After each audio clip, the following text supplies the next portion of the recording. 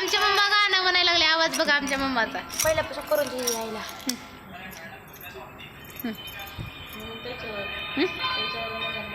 बघा आता मोबाईल बरोबर गाणं म्हणते. आवाज कसा आहे? चांगला चांगला आहे का वाईट आहे? कमेंट करून सांगा आणि चॅनलला सबस्क्राईब करा.